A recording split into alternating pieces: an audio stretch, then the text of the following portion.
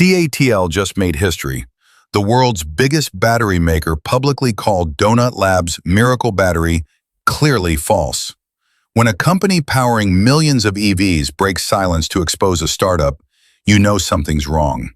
Donut Lab claimed the impossible: 100,000 cycles, 400 watt-hours per kilogram, 5-minute charging. But at CES, just an empty shell, no working battery, no proof. A 9-person team supposedly beating Toyota and Samsung combined? What evidence made CATL risk everything to go public? Why won't Donut Lab allow independent testing? The truth is explosive.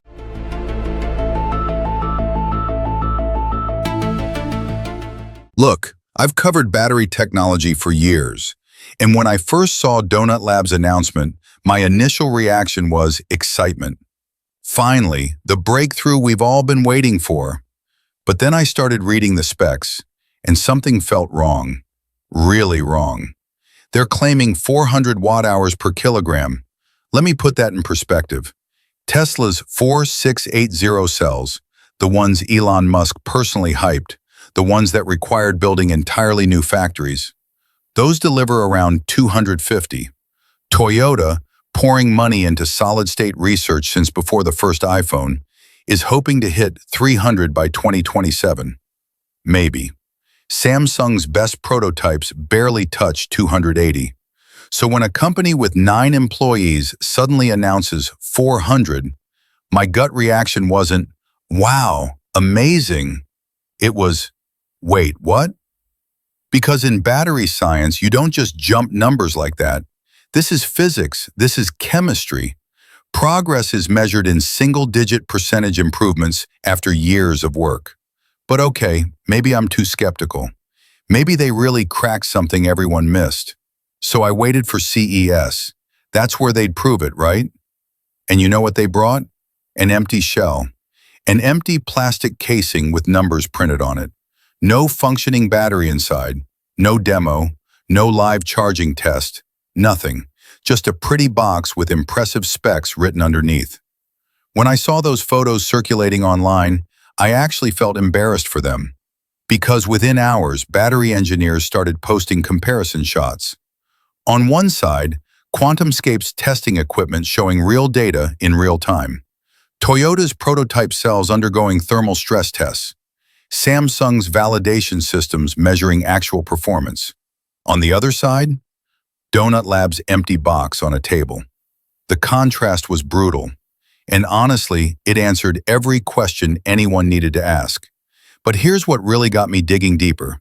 The team. 9 people.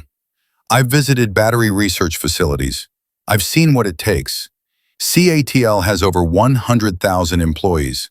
Their R&D department alone is bigger than some universities. Toyota has hundreds of researchers who've dedicated entire careers to this. These are some of the smartest materials scientists on Earth, with unlimited budgets, working in state-of-the-art labs. And Donut Lab has 9 people. According to public records, only one has any battery experience. The rest? Marketing, sales, business development, no published research, no patents filed anywhere, no university partnerships. Nothing suggesting they've been working on revolutionary battery technology. How is that possible? How do 9 people, mostly without relevant backgrounds, solve what thousands of PhD scientists couldn't for decades? The answer kept nagging at me. They didn't. So I started looking into the CEO, Marco Latilla. That's when the story got really interesting. This guy doesn't come from the battery world. But what caught my attention was the pattern of what he claims to have done. Just months before this battery announcement, Latilla was making headlines with a completely different revolutionary breakthrough. He said his company had created the world's first artificial superintelligence. Not just a good AI model, a superintelligence. Something more advanced than GPT-4, Claude, everything. Big claim, right? So what happened? Nothing. The announcement came, got some social media buzz, then silence. No product, no demonstrations, no scientific papers. The AI research community ignored it and moved on. The project quietly disappeared. Now he's back with batteries, making the exact same type of impossible claim.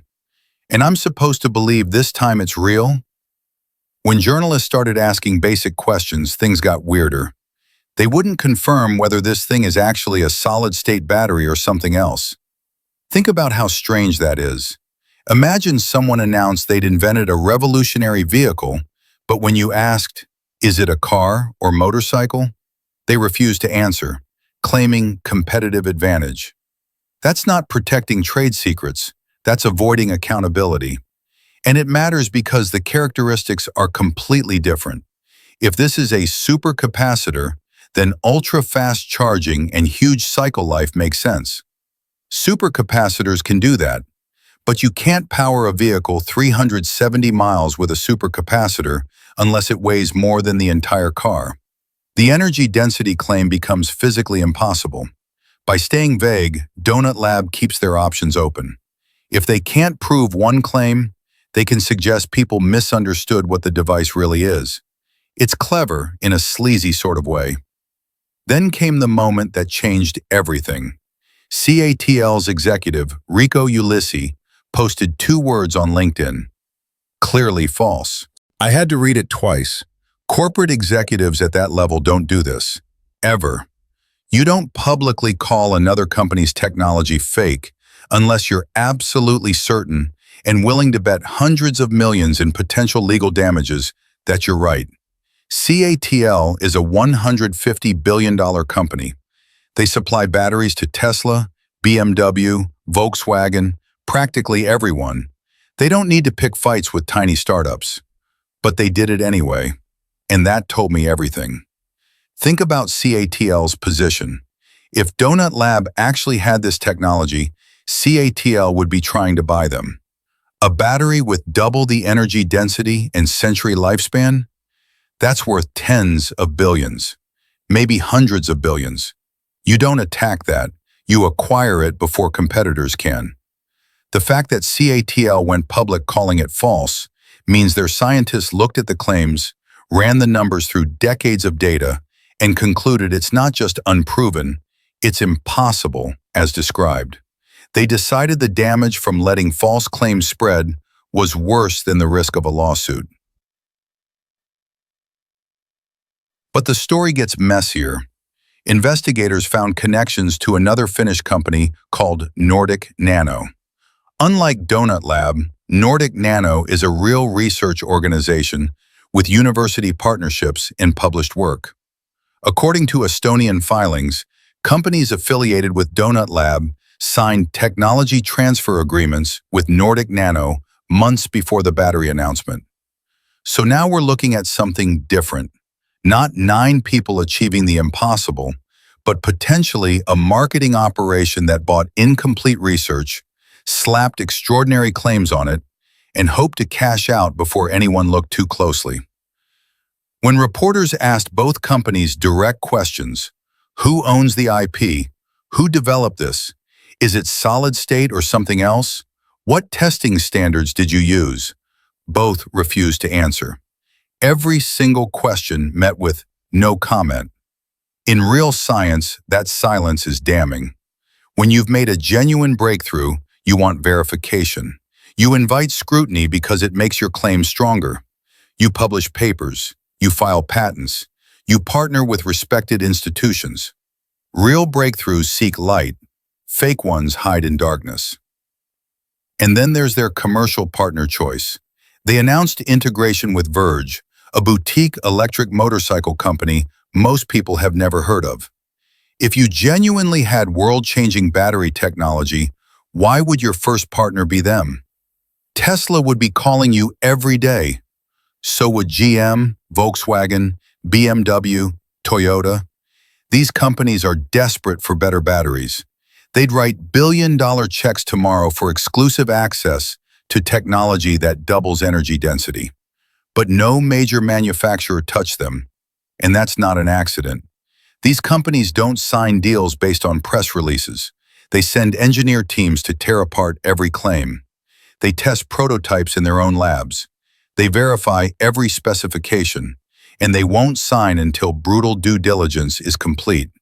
The fact that no major player wanted Donut Lab tells us they all looked at the evidence and walked away. Here's why this matters to everyone. When fake breakthroughs dominate headlines then collapse, they poison the entire industry. Investors who got burned become skeptical of legitimate announcements. Consumers lose trust. Real scientists making genuine progress get lumped in with con artists. Solid-state batteries are real. The technology will work eventually. Toyota, Samsung, QuantumScape, they're making actual progress. But it's slow and expensive because they're solving real physics problems. Toyota thinks they might have production-ready cells in 3 to 5 years, targeting 300 watt-hours and 10-minute charging. Even hitting those numbers would be revolutionary. When Donut Lab claims they've already achieved 400 watt-hours, 5-minute charging, and 100,000 cycles with 9 people and no research trail, they're saying they solved overnight what thousands of the world's best scientists haven't cracked in decades. And when the world's largest battery manufacturer publicly risks a massive lawsuit to call your technology false, and your response is continued silence, that's not strategy. That's admission wrapped in corporate speak. CATL just called Donut Lab's battery false, the world's largest battery maker drawing a line. Because fake breakthroughs damage real innovation. Investors get burned. Consumers lose trust. The pattern is clear. CEO with no battery background, 9 people supposedly beating 100,000 CATL engineers, empty shells at trade shows, silence on basic questions. This is deception, not innovation. But real solid-state batteries are coming. Toyota targets 2027. QuantumScape shows verified progress. They publish data, show prototypes. That's how breakthroughs happen, with proof. The lesson? Demand evidence. Working prototypes, not shells. Independent verification, not marketing. Real innovation welcomes questions. If this breakdown was valuable, smash that like button. Drop your take in comments. Will we see more fact-checking or better hidden scams? Subscribe to Tesla Zone and hit the notification bell. We don't chase hype, we chase truth. Real breakthroughs at Toyota, Samsung, QuantumScape are exciting enough without fiction. The future isn't 9 people with empty promises. It's thousands solving actual physics, one verified breakthrough at a time. That's what we cover. That's Tesla Zone.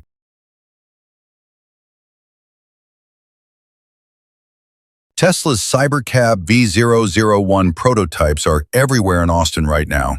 Downtown, highways, next to Waymos. But here's the shocker. When San Francisco's massive power outage killed traffic lights across 1/3 of the city, Waymo's fleet completely froze. Over 7,000 dark signals. Vehicles stuck at intersections waiting for remote confirmation that never came.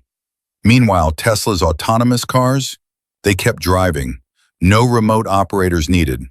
So what's Tesla doing differently that Waymo, with all their sensors and infrastructure, can't figure out?